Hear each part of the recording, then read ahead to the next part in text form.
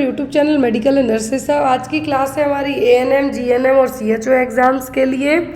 जो भी लोग एएनएम का एग्ज़ाम देने वाले हैं नवंबर में, ओएसएससी का एग्ज़ाम है, जो भी बम्पर वैकेंसी के लिए आपका एग्ज़ाम होने वाला है। रिसेंट में है जो एमएचएसआरबी के लिए भी एएनएम की वैकेंसी निकली है। अलग अलग जगह जो भी एएनएम, जीएनएम और सीएचओ के लिए एग्ज़ाम है, तो यहाँ पर आज हम 50 क्वेश्चन पढ़ने वाले हैं फैमिली प्लानिंग को लेकर।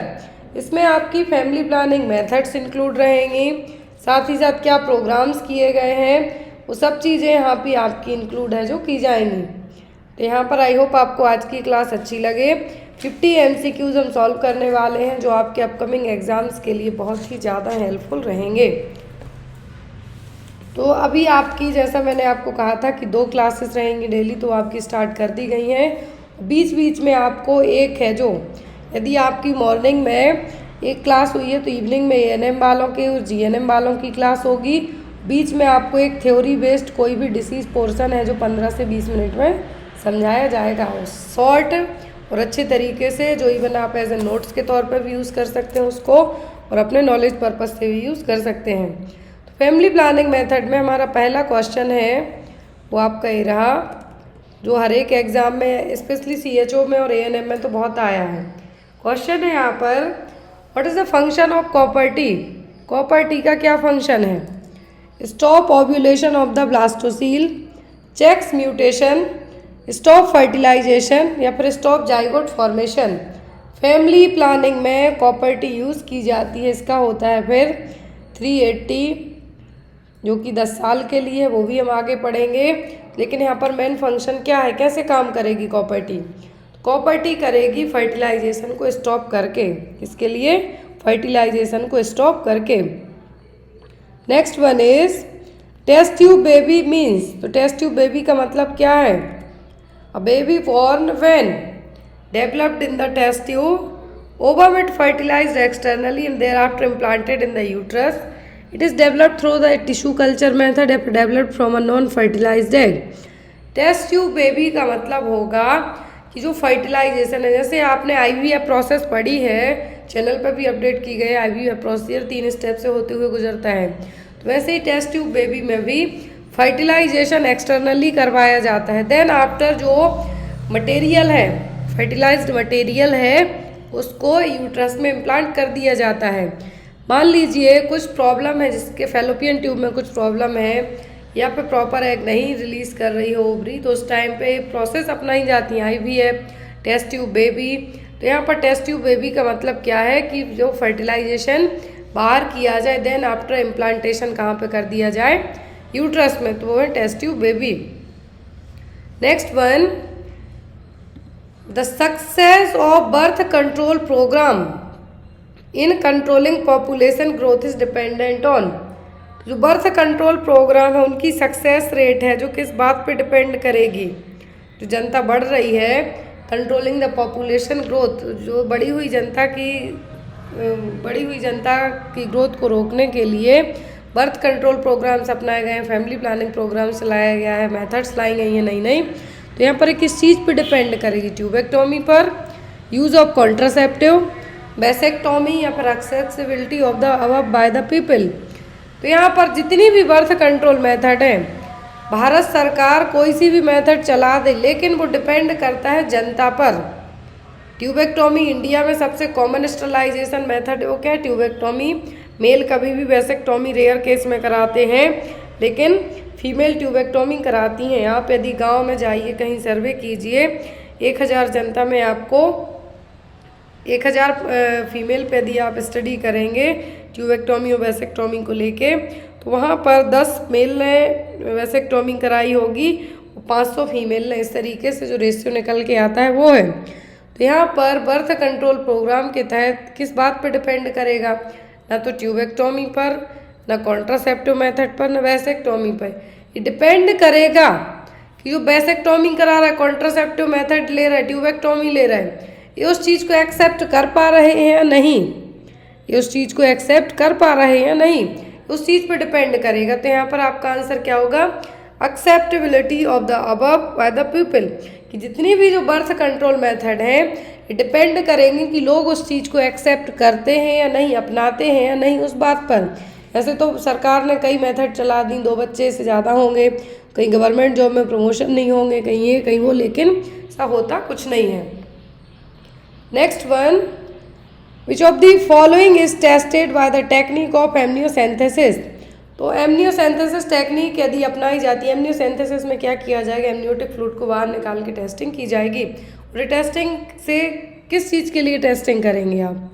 Chromosomal abnormalities in a foetus के लिए, biochemical abnormalities in foetus, error of metabolism in a foetus, या फिर ऑल ऑफ दी अबव।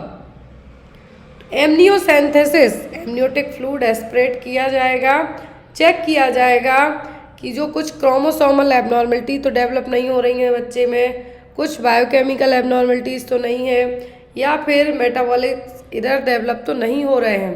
तो यहाँ पर इन सभी के लिए एमनियोसेंथेसिस टेक्निक अपना सकते हैं। Clear? Next one, fetal sex can be determined by examining cells from the amniotic fluid by the looking for। तो fetal sex है जो डिटरमाइन किया जा सकता है एमनियोटिक फ्लूइड एमनियोसेंथेसिस के थ्रू आप निकालते हैं बाहर जब, तो एमनियोटिक फ्लूइड में ऐसा क्या होगा, कौन सी सेल्स होंगी जिससे फीटल सेक्स को डिटरमाइन किया जा सकता है? कैनेक्टोकोर, चास्मेटा, ऑटोसोम्स, या फिर बार बॉडीज। किससे आप है जो आप यहाँ पे कंफर्म कर सकते हैं सेक्स डिटर्मिनेशन? तो ये होती हैं बार बॉडी, जो एक इनएक्टिव एक्स क्रोमोसोम होती हैं और जनरली फीमेल्स में पाई जाती हैं, फीमेल में 2 होते हैं। तो यहाँ पर जो बार बॉडीज़ हैं, क्या हैं? बार बॉडीज़ हैं। इससे आपको पता चलेगा कि बच्चा जो यूट्रस में है वो मेल है या फीमेल है। तो यहाँ पर इससे बढ़ावा नहीं दिया जा रहा है कि जो सेक्स डिटर्मिनेशन के लिए बढ़ावा दिया जा रहा है। तो यहाँ पर एमनियोटिक फ्लूइड में जो सेल्स है वो पूछा है, वो होंगी बार बॉडीज़। बार बॉडीज़ से पता चलेगा कि जो यूट्रस में बेबी है वो मेल है या फीमेल है। Next one, the action of the vaginal diaphragm is. तो वेजाइनल डायफ्राम है जो, इसका एक्शन क्या है? Prevent the sperm to come in contact with ova, anti implantation, spermicidal, या फिर prevent the ova to come in the uterus. क्या है यहाँ पर? वेजाइनल डायफ्राम यदि इंसर्ट कर लिया तो यहाँ पर किस तरीके से काम करेगा? ये स्पर्म को ओवम के कांटेक्ट में आने से रोकेगा। जब स्पर्म ओवम एक दूसरे के कांटेक्ट में नहीं आएंगे तो ना फर्टिलाइजेशन होगा ना प्रेगनेंसी होगी। तो यहाँ पर आपका आंसर क्या होगा? Option number A, it's prevent the sperm to come in contact with the ovum. Next is the most common side effect of IUCD insertion. जब भी IUCD इंसर्ट की जाती है तो कॉमन साइड इफेक्ट क्या होता है इसका, इंट्रायूट्राइन कॉन्ट्रासेप्टिव डिवाइस का? ब्लीडिंग, पेन, पेल्विक इन्फेक्शन, या फिर ectopic pregnancy. Common side effect होता है इंट्रायूट्राइन कॉन्ट्रासेप्टिव डिवाइस का ब्लीडिंग। क्या होगा? ब्लीडिंग। फर्स्ट होता है ब्लीडिंग, जो मेंस्ट्रुअल पीरियड आते हैं तो उनमें बहुत हैवी ब्लीडिंग हो सकती है या प्रोलॉन्ग्ड हो सकती है। और दूसरा होता है पेन। क्या होगा? दूसरा होगा pain. Next, cream and jelly is. तो जो क्रीम और जेली यूज़ किए जाते हैं कॉन्ट्रासेप्शन मेथड के लिए, प्रेगनेंसी को अवॉइड करने के लिए, तो इनका जो एक्शन है क्या है? Entangles the sperm, spermicidal, mobilising the sperm, enables sperm to reach towards ovum speedily, या फिर prevents the ova from being released। तो स्पर्म को है जो रोकने का काम तो वो ओनली कॉन्डोम कर सकती है। दूसरा, यहाँ पर क्रीम और जेली में क्या है कि स्पर्मिसाइडल है जो केमिकल रहेंगे जिसके कारण स्पर्म को क्या करेंगी? मारेंगी, साथ ही साथ उनको इमोबिलाइज करने का काम भी करेंगी। तो spermicidal and immobilising the sperm. Next one, what is the drug of choice for the treating PPH? Postpartum haemorrhage को ट्रीट करने के लिए कौन सी ड्रग यूज़ की जाती है? एंटीबायोटिक, MgSO4, ऑक्सीटोसिन, या फिर मीजोप्रोस्टॉल। कौन सी मेडिसिन यूज़ की जाती है पोस्टपार्टम हेमरेज को ट्रीट करने के लिए? मीजोप्रोस्टॉल तो यहाँ पर अबॉर्शन के लिए यूज़ की जाती है। PPH को ट्रीट करने के लिए यूज़ की जाती है ऑक्सीटोसिन और पिटोसिन। मैग्नीशियम सल्फेट यूज़ किया जाता है एक्लेम्सिया और प्री एक्लेम्सिया के लिए। Copper T380A IUD should be replaced once in a, copper T380A है जो इंट्रायूट्राइन डिवाइस है, कितने साल में रिप्लेस की जाती है? 4 साल, 6 साल, 8 साल या फिर 10 साल में? कॉपर T380A तो ये हर 10 साल में, कितना, एवरी 10 ईयर में इसको रिप्लेस है जो किया जाता है। कितने में? हर 10 साल में इसको है जो रिप्लेस किया जाता है। नेक्स्ट वन इज, और यदि उन 10 सालों के बीच में आप पहले बीच में प्रेगनेंसी कंसीव करना चाहते हैं तो इसको रिमूव करवा सकते हैं। Next is IUD Mirena release levonorgestrel for how many years? तो मेरेना है जो इंट्रायूट्राइन डिवाइस है, ये लेवोनोजेस्ट्रॉल हार्मोन रिलीज करती है कितने सालों तक? 3 साल, 5 साल, 7 साल की 10 साल तक? कितने साल तक ये हार्मोन रिलीज करेगी लेवोनोजेस्ट्रॉल हार्मोन को? तो ये रिलीज करती है मेरेना 5 साल तक। ये क्या है इसमें? मेरेना कंटेन करता है कितना? 52 mg लेवोनोजेस्ट्रॉल हार्मोन। इसमें क्या है? मेरेना में 52 mg लेवोनोजेस्ट्रॉल हार्मोन रिलीज यहाँ पे इकट्ठा रहेगा, लेकिन यहाँ पर डेली इतना नहीं करेगी, इसको 5 साल तक रिलीज करना है तो डेली 20 म्यूजी पर डे के हिसाब से, क्या है, डेली 20 म्यूजी पर डे के हिसाब से रिलीज करेगी क्या? Hormone, levonorgestrel hormone. तो इंट्रायूट्राइन डिवाइस है, एक हार्मोनल डिवाइस इंट्रायूट्राइन, जिसमें 52 mg लेवोनोजेस्ट्रॉल हार्मोन रहेगा। ये 5 साल तक के लिए असरदायक है और यहाँ पर डेली 20 म्यूजी पर डे के हिसाब से लेवोनोजेस्ट्रॉल हार्मोन रिलीज करेगी। नेक्स्ट है यहाँ पर आपका question, mechanism of action of IUD is. तो इंट्रायूट्राइन डिवाइस है जो किस तरीके से काम करेगी? फर्टिलाइजेशन प्रिवेंट करके, प्रिवेंशन ऑफ एवुलेशन, प्रिवेंट इम्प्लांटेशन या फिर स्पर्मिसाइडल। क्या करेगी IUD फर्टिलाइजेशन को प्रिवेंट करने का काम करेगी। किसके लिए? फर्टिलाइजेशन को प्रिवेंट करने का काम करेगी। नेक्स्ट है आपका question, third generation IUCD is. जो तीसरे जनरेशन की IUCD है वो कौन सी है? Copper T250, Mirena, copper T380A, copper 7। तो थर्ड जनरेशन वाली IUCD कहलाती है हार्मोनल, और इनमें से हार्मोनल है क्या? मेरेना। क्या है? Mirena. Next is ideal candidate for IUCD includes all except. तो सभी में आप इंट्रायूट्राइन कॉन्ट्रासेप्टिव डिवाइस इंजेक्ट कर सकते हैं किसी एक को छोड़कर। Willing to check the thread, have a normal menstrual cycle, no history of PID, who have a minimum of 2 children. तो आइडियल कैंडिडेट सभी हैं किसी एक को छोड़कर इंसर्ट की जाती है। तो यहाँ पर यदि जिनके मेंस्ट्रुअल पीरियड आते हैं उनको लगा दी जाती है, जिनको पेल्विक इन्फ्लेमेटरी डिसीज़ की हिस्ट्री नहीं है उनको भी लगा दी जाती है। फिर तीसरी चीज़, जिनके बच्चे, एटलीस्ट जिनके 2 बच्चे हों तभी उनको लगाई जा सकती है। तो यहाँ पर आपका आंसर क्या होगा? Who have a minimum of 2 children. यदि किसी के 2 बच्चों से भी कम बच्चे हैं तो उनको IUCD लगवाने के लिए इवन अवॉइड करने को भी कहा जाता है, क्योंकि यदि IUCD के जो कॉम्प्लिकेशन डेवलप होते हैं तो इनफर्टिलिटी का रीज़न भी बन सकती हैं, इसलिए। Next is mechanism of IUCD all except. तो IUCD है जो सब तरीके से प्रेगनेंसी को रोकेगी किसी एक को छोड़कर। इंक्रीज सर्वाइकल म्यूकस, यस तो ये बिल्कुल करती है, सर्वाइकल म्यूकस रिलीज करेगी। Local foreign body like reaction भी होगा इसका, जैसे आपकी बॉडी में कुछ और मटेरियल हो उस तरीके से। Decrease diameter of the fallopian tube, make endometrium unfavourable for implantation. सब कुछ करेगी किसी एक को छोड़कर। तो ये डायमीटर फैलोपियन ट्यूब का नहीं घटाएगी, ये यहाँ पर क्या करेगी? फैलोपियन ट्यूब का डायमीटर नहीं घटाएगी। तो यहाँ पर आपका आंसर क्या होगा? Option number C। Next one, true about IUCD। IUCD को लेके सही पॉइंट क्या है? Copper T380A was introduced in the programme 1992। Progestasert is third generation IUCD। Copper T380 is approved for use for 5 year maximum. Copper device have lower expulsion rate. Copper device के expulsion rate ज़्यादा होते हैं।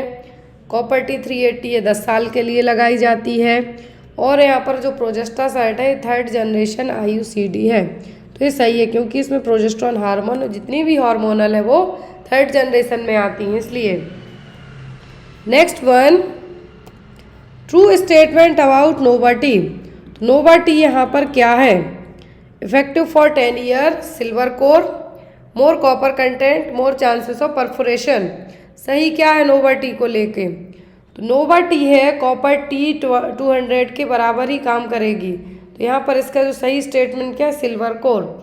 जैसे सभी में copper wire होता है इसमें रहेगा सिल्वर कोर। ये देखिए यहाँ पर, it is similar to copper T200 containing 200 mm² of copper. Now, however, the Novaty has silver core to the copper wire. Copper wire के ऊपर ही सिल्वर कोर रहेगा जो कि लार्ज है, फ्लेक्सिबल है और सर्वाइकल परफोरेशन को भी प्रिवेंट करेगा। तो इसीलिए यहाँ पर नोवाटी क्या होगी? यहाँ पर जो डिफरेंट है वो क्या होगा? यहाँ पर इसका सिल्वर कोर। नेक्स्ट इज,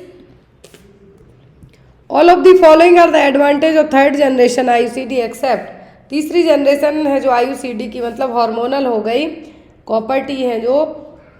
तो यहाँ पर जो हार्मोनल है वो क्या है? 3rd जनरेशन है। 3rd जनरेशन IUD की सभी विशेषताएं किसी एक को छोड़कर। तो ये हाईली इफेक्टिव है। दूसरा, एक्सपल्सन रेट कम होती है, लॉन्ग एक्टिंग है। और यहाँ पर जो नहीं है तो वो लो रिस्क ऑफ एक्टोपिक प्रेगनेंसी। सबसे ज़्यादा रिस्क होती है एक्टोपिक प्रेगनेंसी की जब आप यदि IUCD लगवाते हैं तो, और जब हार्मोनल लगवाते हैं तो सबसे ज़्यादा चांस होंगे आपकी खुद की बॉडी हार्मोन रिलीज कर रही है और एक और हार्मोन वाली आपने लगवा ली, कुछ ना कुछ तो इफेक्ट होगा ही होगा। 3rd जनरेशन IUD के सभी एडवांटेज हैं किसी एक को छोड़कर, तो होगा low risk of ectopic pregnancy. Next is 3rd generation IUCD acts by. तो 3rd जनरेशन IUCD मतलब हार्मोनल हैं तो ये किस तरीके से काम करेंगी? Strong anti fertility effect on metallic copper by altering the composition of cervical mucus, hormonal effect on the mucosa of the endometrium, enhanced cellular response on the endometrium. तो तीसरी जनरेशन की IUCD है, ये क्या है? ये होती हार्मोनल। क्या है? हार्मोनल है। जब ये हार्मोनल रहेंगी तो ये अलग तरीके से काम करेंगी एज कम्पेयर टू सेकंड के। फर्स्ट में तो आपके लूप वगैरह आ जाएंगे, लेकिन 3rd जनरेशन में क्या है? आपकी हार्मोनल है। वो हार्मोनल क्या करेंगी? एंडोमेट्रियम की म्यूकोसा पर इफेक्ट करेंगी। तो यहाँ पर आंसर भी आपका क्या होगा? Hormonal effect of the mucosa of the endometrium. Next one, absolute contraindication of IUCD। तो आप IUCD किस में इंसर्ट नहीं कर सकते हैं? कौन नहीं लगवा सकता IUCD? जिसको एनीमिया हो, डायबिटीज़ हो, पेल्विक इन्फ्लामेटरी डिसीज हो या हेमरेज हो।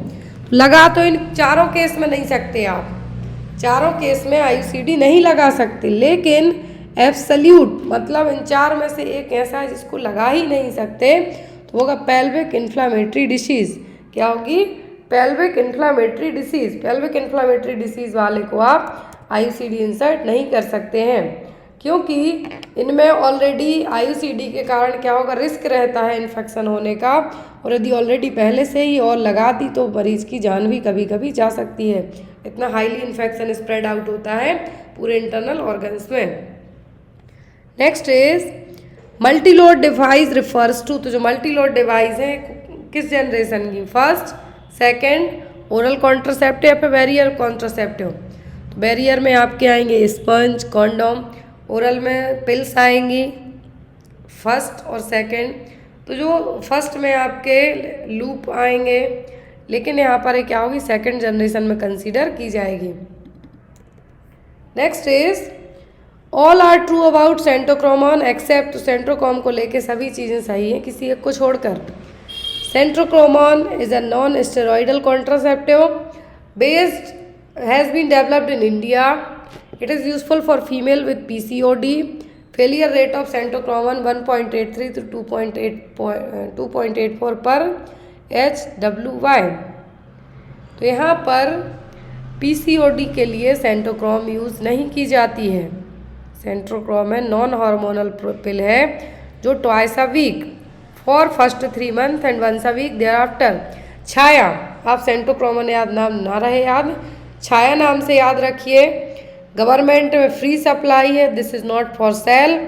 यहाँ पर जो छाया है ये किस तरीके से ली जाती है, वीक, हफ्ते में 2 बार, ट्वाइस अ वीक, हफ्ते में 2 बार आपको ये लेनी है 3 महीने तक। पहले यदि आप जो भी आपका पेशेंट है, क्लाइंट है, उसने यदि 15 अक्टूबर को ली, 15 अक्टूबर से लेना स्टार्ट की, तो शुरू के 3 महीने 15 अक्टूबर से 15 नवंबर, 15 दिसंबर, 15 जनवरी, इन 3 महीनों तक हर हफ्ते में 2 पिल लेनी है, twice a week.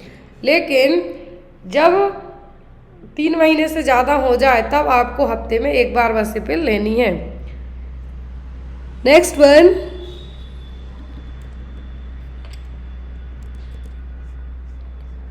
if the woman is taking an oral contraceptive pill, then which of the following investigation would be related to the long term consumption of steroidal contraception? यदि कोई लेडी है लंबे टाइम से OCP pills लेती है तो उसमें कौन से इन्वेस्टिगेशन किए जाएंगे? यदि वो बहुत लंबे टाइम से कॉन्ट्रासेप्शन ले रही है तो liver function test, cervical pap smear, wet smear of vaginal secretion for monilia, endometrial biopsy, क्या किया जाएगा उसका? तो जब भी कोई भी मेडिकेशन लंबे टाइम तक ली जाती हैं तो LFT ज़रूर कराया जाता है। सर्वाइकल पैप स्मीयर कराया जाएगा HIV के लिए, और wet smear of vaginal secretion for monoclonal, जो एंटीबॉडी से मोनोलियासिस डेवलप हो सकता है उसके लिए। तो यहाँ पर आपका आंसर होगा ऑप्शन नंबर डी, मतलब जो BCD है, ACD है, ABD है या ABC है, तो ये आपके 3 हैं यहाँ पर, ABC, और ABC किस में इंक्लूडेड है? ऑप्शन नंबर डी में। क्लियर? नेक्स्ट है आपका question number 24, besides pregnancy the oral contraceptive protect against all except, तो प्रेगनेंसी के अलावा OCP पिल्स है जो सब कुछ से प्रोटेक्ट करेंगी किसी एक को छोड़कर। फाइब्रोएडिनोमा और breast, iron deficiency anaemia, ovarian cancer, hepatocellular adenoma. तो प्रेगनेंसी के अलावा ओरल कॉन्ट्रासेप्टिव पिल सब कुछ प्रोटेक्ट करने में हेल्प करेंगी किसी एक को छोड़कर। एनीमिया से बचाने का काम करेंगी, ओवेरियन कैंसर से भी प्रिवेंट कर सकती हैं, इवन कभी कभी ट्रीट करने में भी दी जाती हैं। फाइब्रोएडिनोमा और ब्रेस्ट के लिए भी दी जाएंगी, लेकिन हेपेटोसेलुलर एडिनोमा के लिए इनका है जो कोई रोल प्ले नहीं होगा, इवन उसके लिए बहुत नुकसान पहुंचा सकती हैं। तो यहाँ पर आपका आंसर क्या होगा? Hepatocellular adenoma. Next one, how much ethinyl oestradiol does the new low dose oral contraceptive pill contain in microgram, कितने माइक्रोग्राम कंटेन करेंगी इथेनॉइल एस्ट्रॉइडल? जो इथेनॉइल एस्ट्रॉइडल पिल्स हैं उसमें कितना डोज रहेगा इथेनॉइल एस्ट्रॉइडल का? 20 माइक्रोग्राम, 25, 30 या फिर 35 माइक्रोग्राम। तो ये डोज होगा 20, कितना? 20 microgram. Next one, which one of the following is not an absolute contraindication for oral contraceptive pills, कौन सा है जो एब्सोल्यूट कॉन्ट्राइंडिकेशन नहीं ओरल कॉन्ट्रासेप्टिव पिल्स का? नर्सिंग मदर में, cancer of breast, cardiac abnormalities या फिर हिस्ट्री ऑफ थ्रोम्बोएम्बोलिज्म। तो एब्सोल्यूट कॉन्ट्राइंडिकेशन का मतलब इनमें देना ही नहीं है। ब्रेस्ट कैंसर वाले को नहीं देंगे, कार्डियक एबनॉर्मलिटीज है तो भी अवॉइड करने को कहा जाएगा, थ्रोम्बोएम्बोलिज्म में तब भी कहा जाएगा क्योंकि ये हार्मोनल है और प्रॉब्लम्स कॉज कर सकती हैं। लेकिन नर्सिंग मदर्स के लिए होती हैं मिनी पिल्स। क्या दिया जाता है? Mini pills. इसमें बहुत कम मात्रा में प्रोजेस्टेरॉन रहेगा, इसलिए ये पिल क्या होती हैं? हेल्प है जो असरदार रहेंगी, तो क्या होंगी? Mini pills.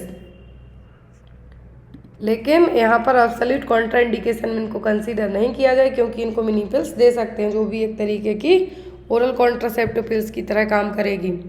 Next one, Mala N oral contraceptive pill differ from Mala D in terms of, Mala N Mala D में सेम डोज रहेगा, नॉर्जेस्ट्रॉल और एस्ट्रॉइडल का डोज सेम रहेगा, और यहाँ पर जो माला डी माला एन है सेम तरीके से ली जाएंगी, लेकिन एक डिफरेंस है इनका।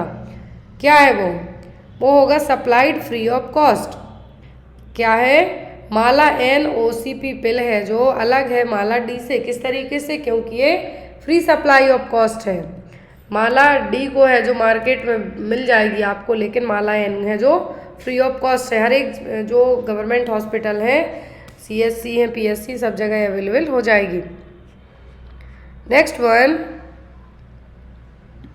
अ women using combined oral contraceptive pills has the following non contraceptive benefit except. तो यदि कोई वुमेन ओरल कॉन्ट्रासेप्टिव लेती है तो उसको नॉन कॉन्ट्रासेप्टिव बेनिफिट्स भी, मतलब प्रेगनेंसी के अलावा उसको कुछ अदर बेनिफिट्स भी हैं, किसी एक को छोड़कर। लेकिन protection against pelvic inflammatory disease, prevention of colorectal malignancy, protection against ovarian cancer, protection against cervical cancer.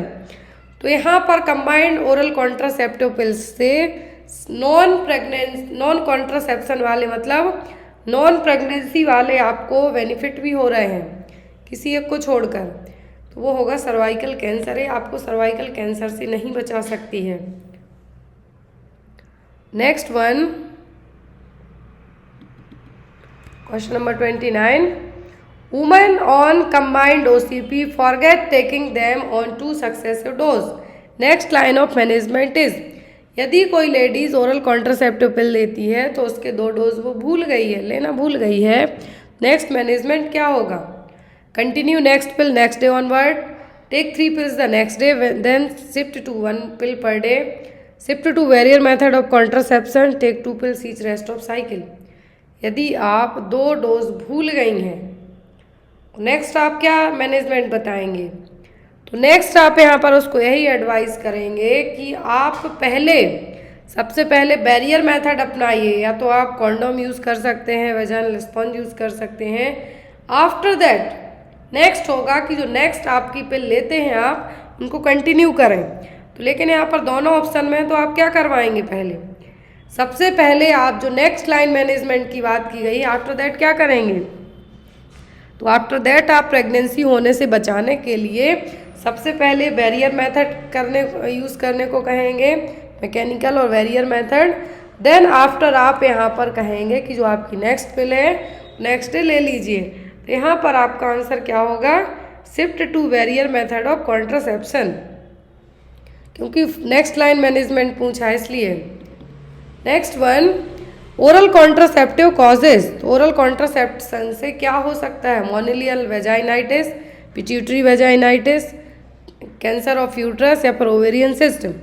OCP से जो ओरल कॉन्ट्रासेप्टिव पिल्स हैं इनसे मोनिलियल वेजाइनाइटिस हो सकता है, मोनिलिसियासिस आपको जो पढ़ाया गया है वो यहाँ पे हो सकता है। Next is DMPA is an injectable contraception method, it can be given in every. तो DMPA है जो डेपोक्सी मेजिस्ट्रॉन एसीटेट है, शॉर्ट के नाम से भी मिल जाएगा, डेपो प्रोवेरा के नाम से भी मिल जाएगा, मार्केट में अंतरा के नाम से भी अवेलेबल हो जाएगी।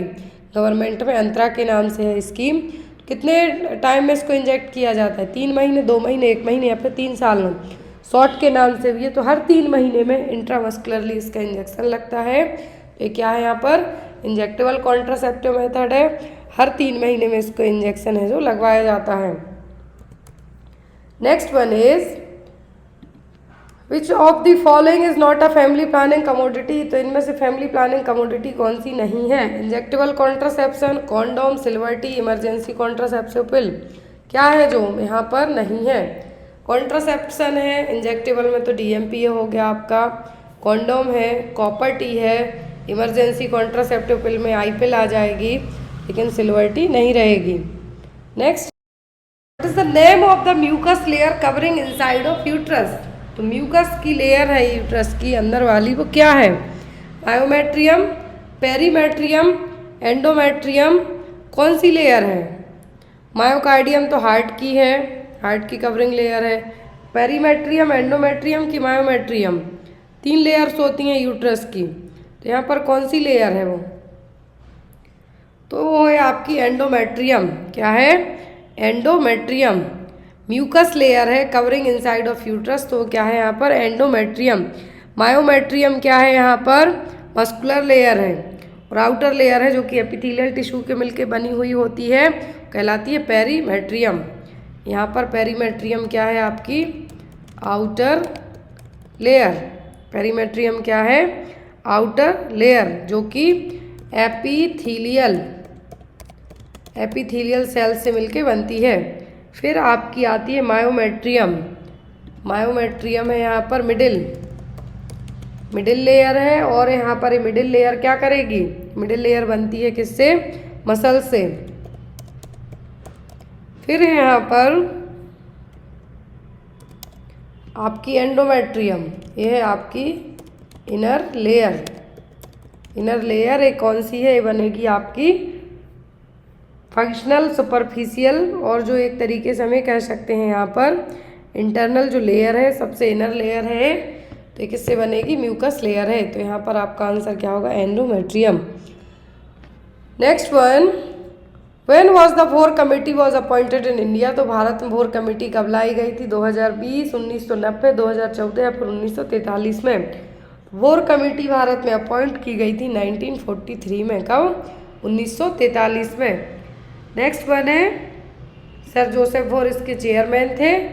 Next is what is the aim of uses of oral rehydration solution in diarrhoeal disease?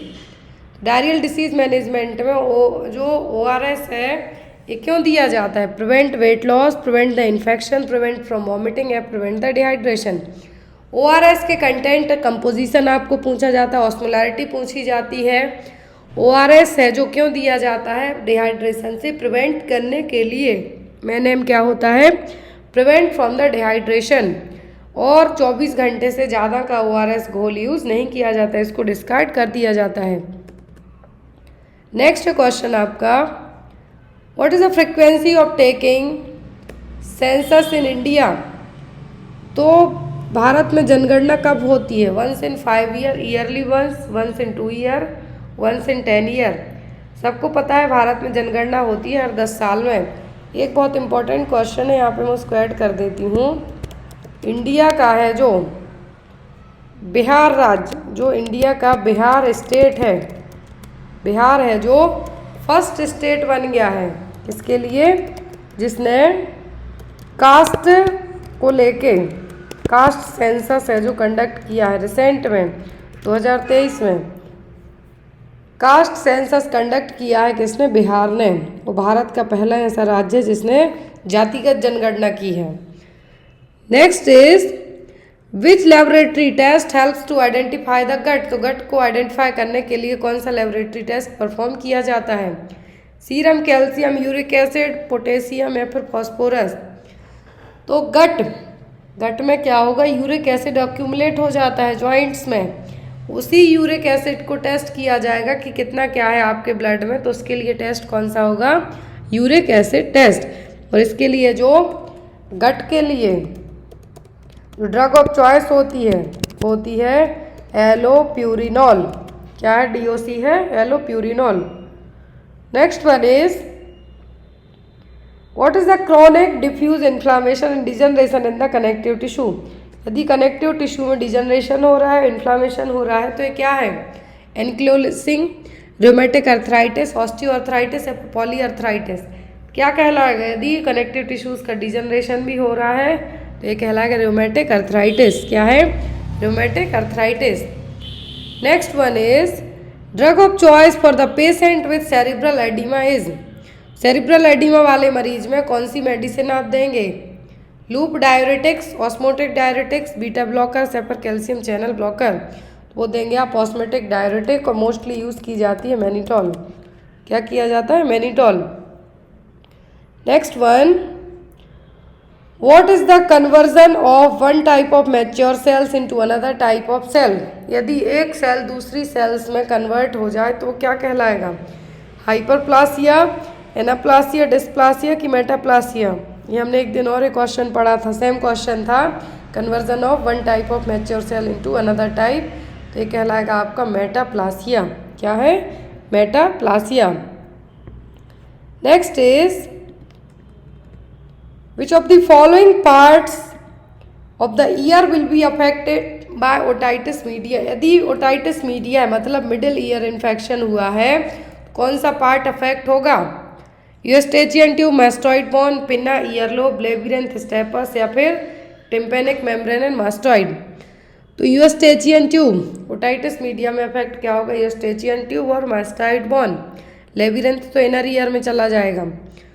Next one, which of the following scale is use to measure the gestational age of newborn baby. यदि जो बच्चा पैदा हुआ है उसकी gestational age पता नहीं है कि कितने वीक की डिलीवरी के बाद हुआ है, तो कैसे पता करेंगे? बैलार्ड स्केल से, अपगार स्केल से, मरकरी स्केल से कि FLACC स्केल से। तो जो यदि जेस्टेशनल वीक आपको पता नहीं है कि 35 वीक की प्रेगनेंसी में हुआ कि 38 में हुआ, तो उसके लिए बैलार्ड स्कोरिंग स्केल है जो यूज़ की जाती है। Next one, which of the following condition is contraindicated in oral temperature. तो ओरल टेम्परेचर किस केस में आपको नहीं लेना है? Adult with hypertension, unconscious patient, adolescent with fever या फिर प्रेग्नेंट मदर। प्रेग्नेंट मदर में आप ओरल टेम्परेचर ले सकते हैं, एडोलेसेंट में ले सकते हैं, कॉन्शियस मरीज में ले सकते हैं, एडल्ट विथ हाइपरटेंशन ले सकते हैं। लेकिन जब मरीज बेहोश हो तब यहाँ पे आपको ओरल टेम्परेचर नहीं लेना है, ना ही ज़्यादा छोटे बच्चों में भी नहीं लिया जाता कि वो थर्मामीटर ही ना मुंह में दबा के रह जाए। तो यहाँ पर ब्रोक ना कर लें दांतों से, इसीलिए ओरल टेम्परेचर किस में नहीं लेना है? अनकॉन्शियस मरीज में नहीं लेना है। Next is normal response visual to the loss of a loved one is called. यदि आपका कोई प्रिय है जिसकी डेथ हो जाए तो जो पर्सन क्या करेगा, रिएक्ट करेगा, वो क्या है? अपैथी है, डिप्रेशन है, ग्रीफ है कि साइकोसिस है? तो यदि आपके लव्ड वन है, किसी के भी लव्ड वन की डेथ हो जाती है तो वो कहलाएगा क्या? ग्रीफ। कुबलर रॉस की स्टेप ऑफ ग्रीफ पूछी जाती हैं आपसे, ये भी आपको याद रखना है। कुबलर रॉस ने जो ग्रीफ की जो स्टेप दिए हैं डाइंग पर्सन के या ग्रीफ के लिए, 5 स्टेप होते हैं यहाँ पर वो। Next one, which of the following layer is protecting the lungs. तो लंग्स को प्रोटेक्ट करने वाली लेयर क्या है? पेरिकार्डियम, प्लूरा, पेरीमेट्रियम या फिर एंडोमेट्रियम। तो वह प्लूरा, क्या है? Pleura. Next one, what is the diagnosis of a person who is having false unshakable belief. False unshakable belief है तो क्या डायग्नोस होगा? म्यूटेस, मतलब तुमको म्यूट हो जाना, चुप है। परसेप्शन है, डेल्यूजन है कि फोबिया है? तो ये कहलाएगा false unshakable belief means the delusion. Next one is what is the natural family planning. तो नेचुरल फैमिली प्लानिंग क्या है?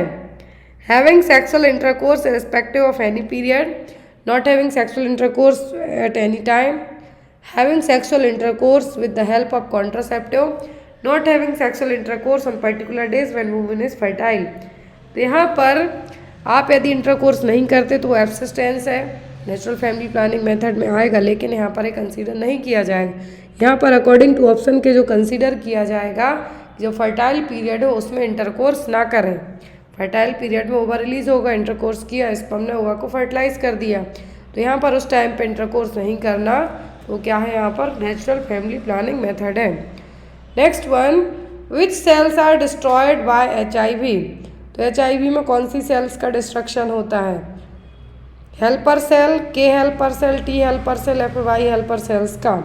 तो होती है T हेल्पर सेल्स। क्या है? T helper cells. Next one, what is the cause of secondary PPH। Secondary PPH का cause क्या है? यूट्राइन एटोनोसिटी, रिटेंड प्लेसेंटा, परपीरियल सेप्सिस या फिर लैक्टेशन प्रोसेस। किसके कारण सेकेंडरी PPH होगा? यूट्राइन एटोनोसिटी तो प्राइमरी PPH का कारण है, सेकेंडरी का कारण होता है रिटेंड प्लेसेंटा, मतलब प्लेसेंटा के कुछ विट्स, कुछ पार्ट्स अंदर ही यूट्रस में रह जाना, वो क्या है? इसका मेन रीजन है। प्राइमरी पूछें तो विद इन फर्स्ट 24 आवर में डिलीवरी के बाद यदि हो जाए 500 ml से ज़्यादा ब्लड लॉस, तो वो क्या है? प्राइमरी। सेकेंडरी को डिले कहा जाता है क्योंकि 24 घंटों के बाद, आफ्टर डिलीवरी के 24 घंटों से लेकर 6 हफ्तों के बीच में जो ब्लीडिंग होगी वो, और इसका रीज़न होता है रिटेंड प्लेसेंटा। नेक्स्ट है क्वेश्चन आपके लिए, what is the most important test for iron store. तो आयरन आप खा रहे हैं लेकिन आपकी बॉडी में स्टोर हो रहा है नहीं, ड्यूडेनम पार्ट में, तो यहाँ पर कौन सा टेस्ट किया जाएगा? Serum calcium, ferritin, serum phosphate या फिर नन ऑफ द अबव। जो टेस्ट परफॉर्म किया जाएगा आयरन स्टोरेज के लिए होगा सीरम फेरेटिन टेस्ट। तो ये थी आज की क्लास ANM GNM वालों के लिए। आई होप आपको आज की क्लास अच्छी लगी हो। कोई भी डाउट रह जाते हैं तो आप बेझिझक होकर कमेंट बॉक्स में पूछ सकते हैं। और जो भी लोग ANM का एग्ज़ाम देने वाले हैं उनके लिए प्रीवियस पेपर्स अवेलेबल हैं, जिसमें मैं आपको बता दूं MP, UP, Bihar, west Bengal, Rajasthan, Haryana के आपको टोटल मिला के 23 पेपर सॉल्व हैं जो अवेलेबल रहने वाले हैं। कुछ पेपर हैं जो ऑफिशियल पेपर हैं, कुछ भी चेंज नहीं किए गए हैं। तो यहाँ पर पेपर आपको हिंदी इंग्लिश दोनों फॉर्मेट में रहने वाले हैं, सभी सॉल्व रहेंगे और चार्ज है इन 23 पेपर का ओनली 200 रुपीज़। आप मेरे डायरेक्ट व्हाट्सएप नंबर पे कांटेक्ट करके इन पेपर्स को परचेस कर सकते हैं। प्राइस मिनिमल इसलिए है कि हर एक कैंडिडेट इन पेपर्स को अफोर्ड कर पाए। 23 पेपर आपने सॉल्व कर लिए, मतलब आपके जो 2000 क्वेश्चन सॉल्व हो जाएंगे। वो इसलिए क्योंकि किसी पेपर में 75 क्वेश्चन बस आए हैं ANM वालों के लिए, लेकिन सॉरी फॉर दैट 2000 नहीं, यहाँ पर आपके 2300 ही क्वेश्चन सॉल्व होंगे, क्योंकि कुछ पेपर में 150 क्वेश्चन आए हैं। इसलिए आई होप आपको आज की क्लास अच्छी लगी हो। जो भी लोग ANM के CHO के पेपर्स परचेस करना चाहता है, डायरेक्ट मेरे व्हाट्सएप नंबर पर कॉन्टैक्ट करके उन पेपर्स को परचेस कर सकते हैं। Thank you, bye bye, take care.